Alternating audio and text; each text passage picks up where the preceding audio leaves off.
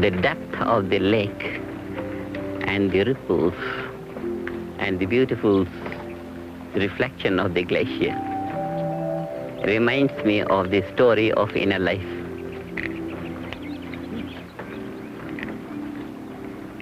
The mind is deep like a lake.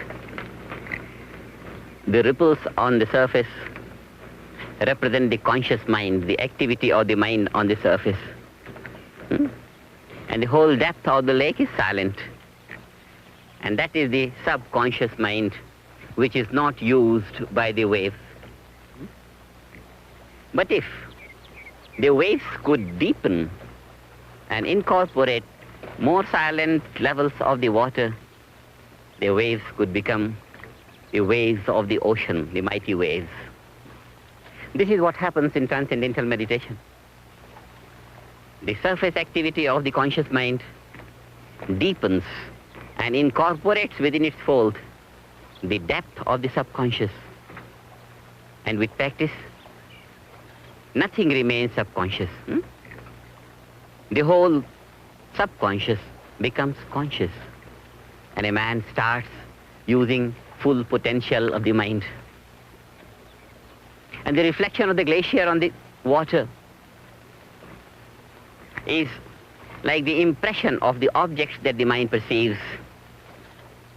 And as long as the mind is not capable of maintaining its essential nature, which is bliss consciousness, so long the mind gets imprinted by the perceptions of the objects.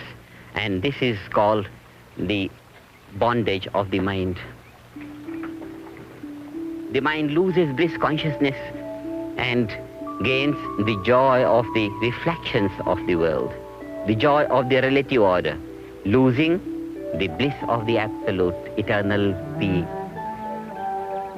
When the mind is not capable of maintaining its essential nature, the bliss consciousness, and is overshadowed by the reflections of the object of perception, then only the object remains and the subject as if becomes annihilated.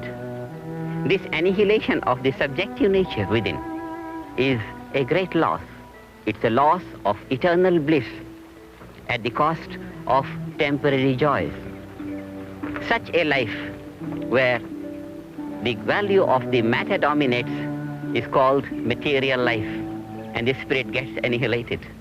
But when through the practice of transcendental meditation, the mind goes deep within to the source of thought, transcends the thought and gains bliss consciousness, and is capable of maintaining that even when it comes out into the worldly experience of objective nature, then it is called spiritual life, that the spirit is not capable of being overshadowed anymore by the objective experience. And this is spiritual life. This is life in eternal liberation.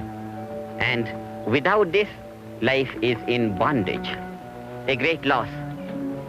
As if loss of £1 billion and gain of 1,000,000. Loss of eternal bliss consciousness and gain of a worldly fleeting joy.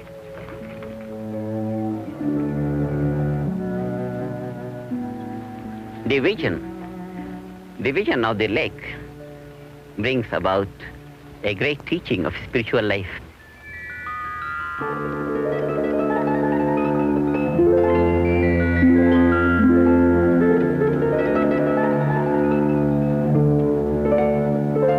Life is bliss. It's pure existence. Just like the flower is the sap. So different layers of manifestation of pure existence, pure being, absolute consciousness, pure intelligence. This is what life is. And as it expresses itself, it expresses in layers of existence, layers of energy, layers of intelligence, layers of bliss, happiness. This is life.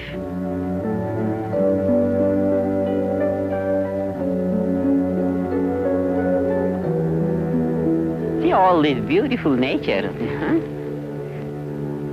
People in their sad and miserable moods, in their stressed and strained life, even if they come out to this beautiful nature, they can't enjoy. What is needed is the bliss out of transcendental meditation, the joy, the happy mood.